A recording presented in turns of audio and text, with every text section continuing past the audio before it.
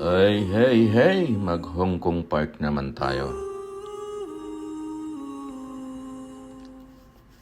Maglakad-lakad at manunood ng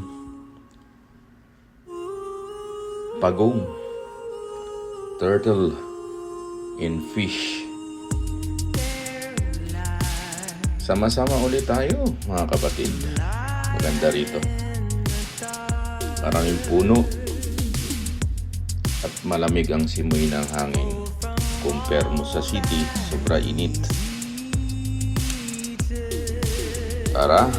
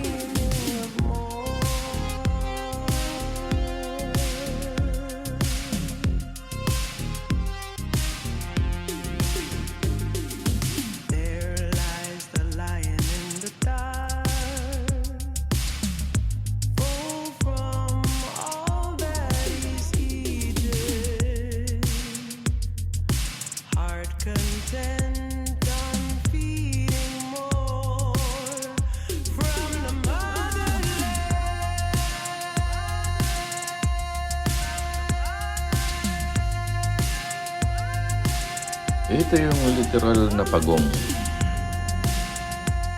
Ang pagong ni Kaka sa bato nakadapa.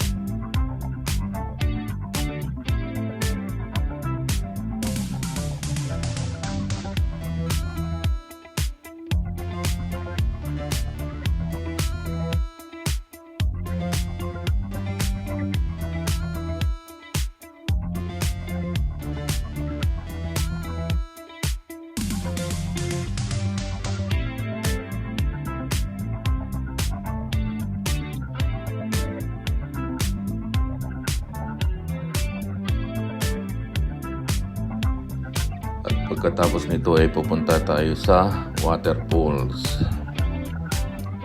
Maganda ron. Ilang hakbang lang nakakapunta na tayo sa waterfalls. Ang waterfalls naman ay open lang siya kapag from 9 AM. Ayun, nakita nyo ba yun? Umaagos lang ang tubig dyan kapag 9 AM hanggang 5. After 5, wala nang umaagos na tubig dyan.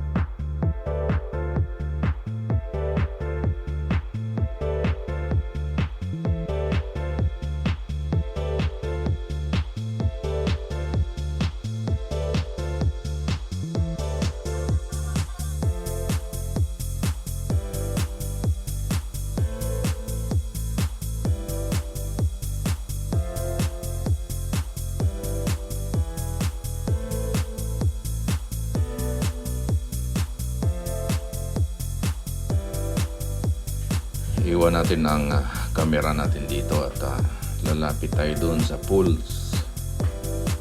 Tapos kunin natin ulit mamaya.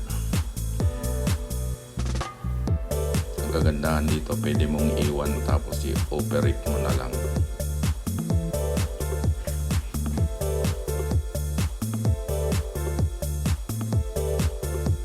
magpakasawa muna tayo sa pagong. Napakaraming pagong. Halos fan dito sa Hong Kong. Kalimitan may pagong kahit dun sa may Chimchachoy.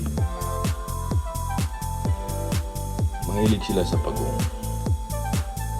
Bakit kaya?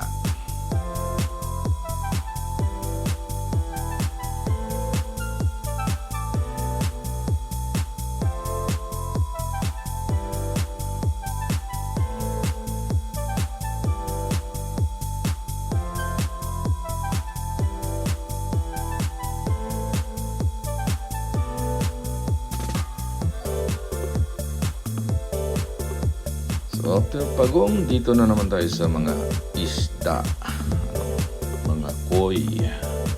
Ito mix ang isda dito, lalaki. Iba-ibang klaseng isda, iba-ibang kulay. Ikutin muna natin.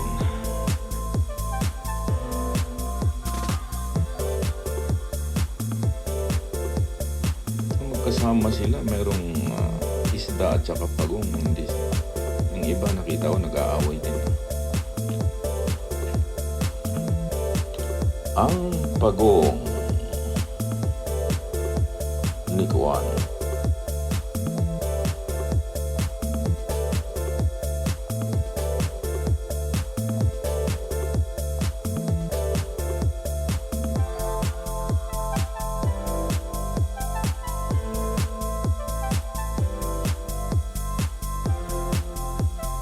Mas maganda rito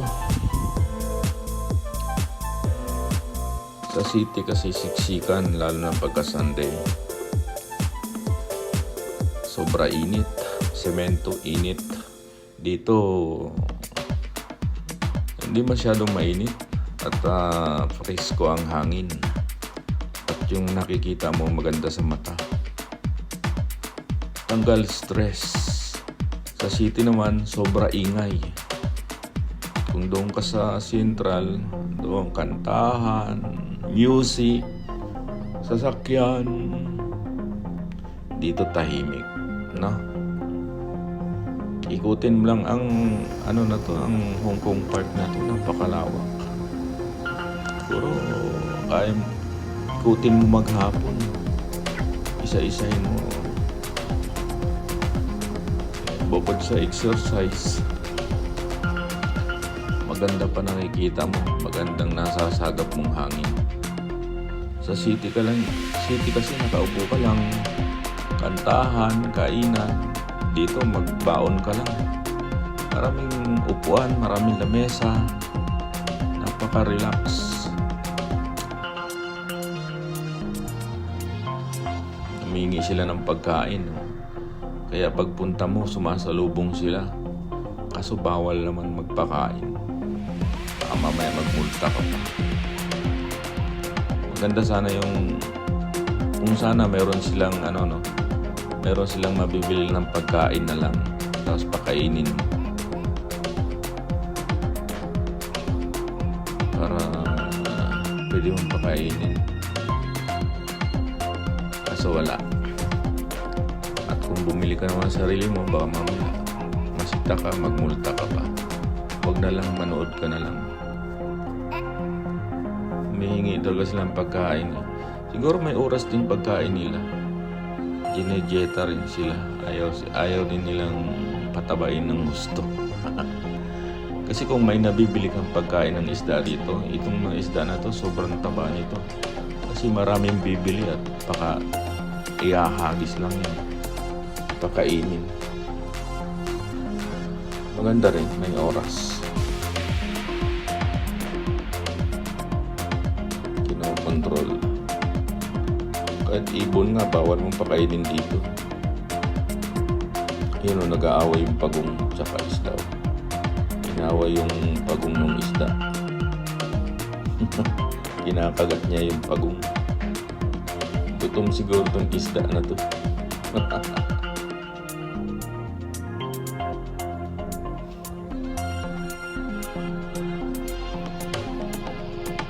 Ganda. Gandang merong ganyan.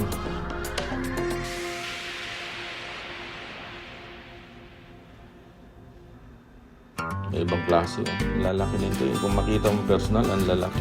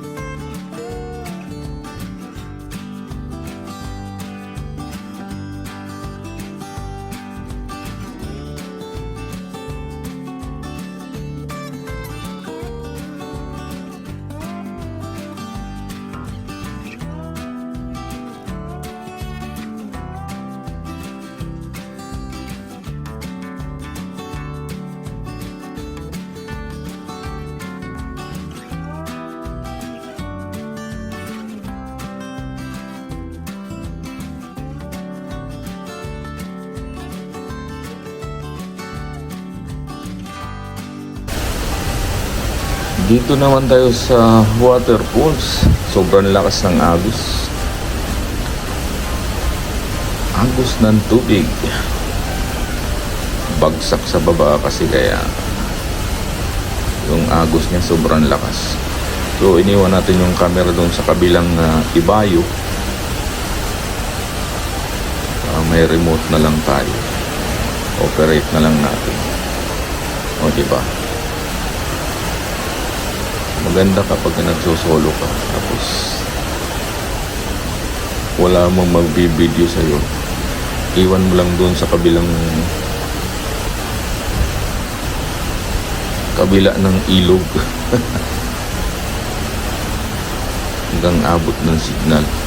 Ganda, di ba? Ganda ang poles, pero yung poles na yan ano lang yan, from 9 PM hanggang 5 wala nang aagos dyan. I-off na nila yan. Kumbaga display, ano lang yan, display poles lang yan.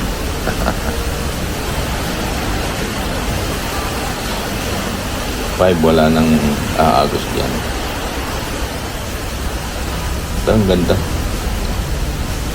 Parang tunay na tunay.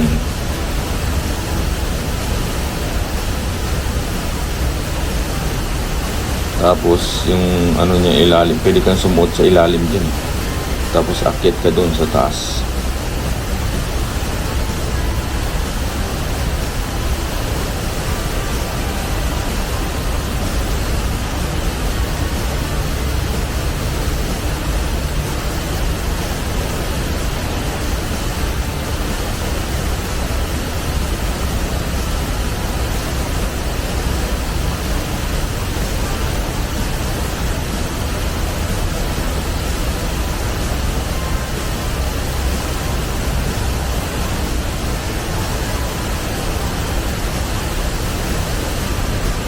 Yan. Si waterfall. Sabi.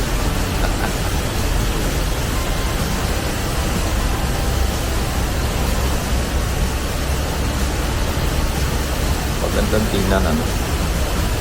Tapos na may lawa sa baba. Dapat isda dyan.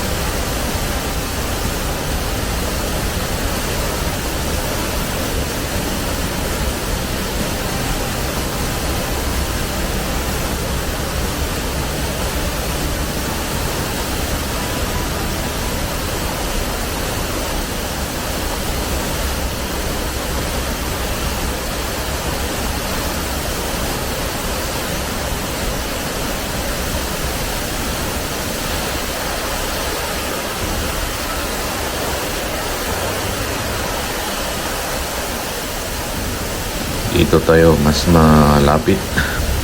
So ganyan siya pag malapit. Tapos may kuweba doon sa taas. O, pwede kang dumaan yan papuntang taas. Maganda dyan. Malamig sa ilalim. Waterfalls. Mamaya makikita nyo kung after 5 kasi hapon na rin yun. Magpa 5 na. After 5 nakita ko yung wala nang ganyan aagos ng malakas.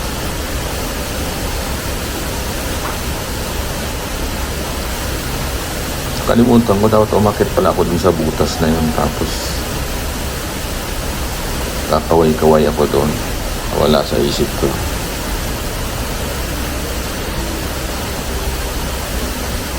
May maliit pa sa may bandang kaliwa, may umaagos din doon. O, diba? Ganda. Very relaxing. Tunog pa lang ng tubig nakakaantok na. Nakakalamig sa pakiramdam.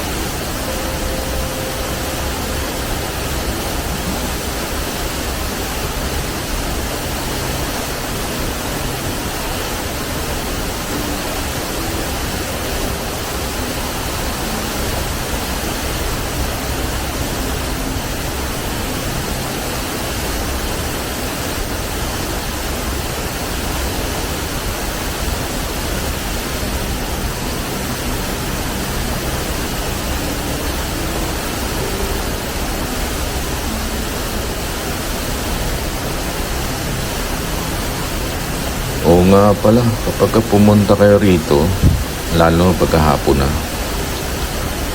magdala kayo ng mosquito repellent. Dito naman, ang marami dito yung yung niknik, ang katinon, maliliit na yun. Niknik at saka lamok. Yung maliliit na insekto, hindi naman yung lamok. Yung niknik kung tawagin. Maliliit pero ang kate, masakit mangagat. Pero lalo pagkahapon na, maraming lamok din talaga. Lalo na doon sa may bandang taas, ang daming lamok doon.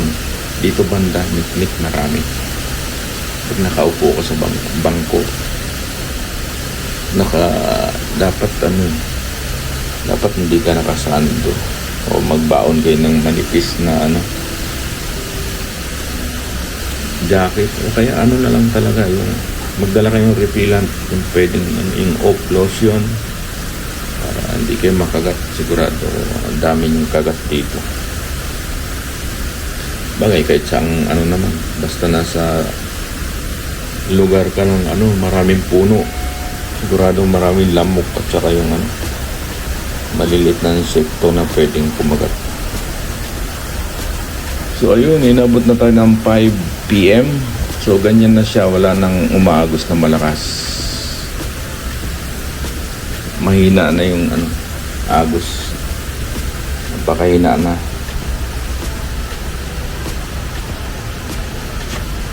So galing sa taas yung waterfalls, sa baba yun yung pinaka pan na dyan nakatira yung mga pagong na marami. Dito sa may baba ng falls, ayan, may ilan, pero marami pa doon sa may gilid-gilid. Ang dami nagsilanguyan doon, malalaki. Ito naman nagbilad ang mga pagong ni Kaka, nag sunbathing. So ayan,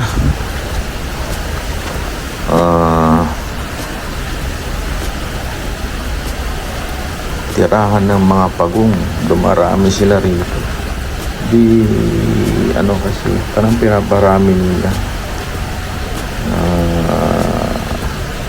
Nanganganak. Swerte naman nila, talaga ang lawak ng ano. Doon sa mga gilid doon, napakaraming malalaki dyan. Malalaking pagong, naglango yan, nakita ko kanina. Lalo na doon sa may baba, napakarami.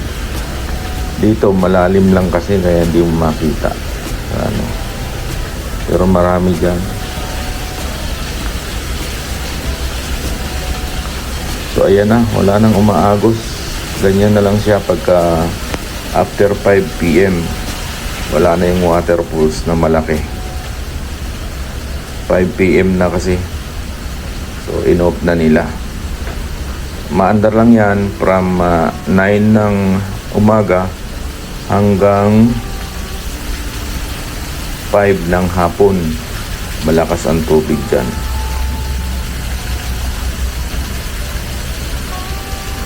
So wala nang umaagos, diba?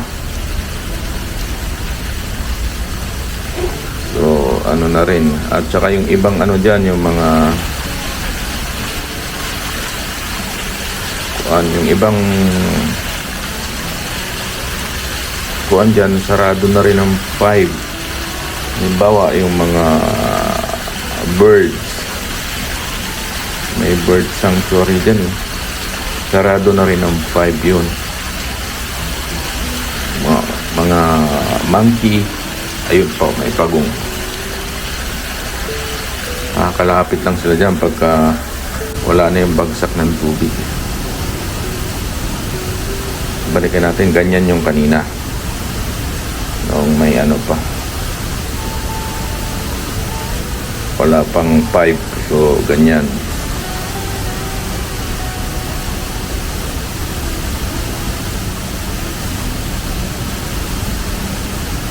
Parang tunay ano, pero pang display lang yung ano yan. May oras lang ang tubig na yan.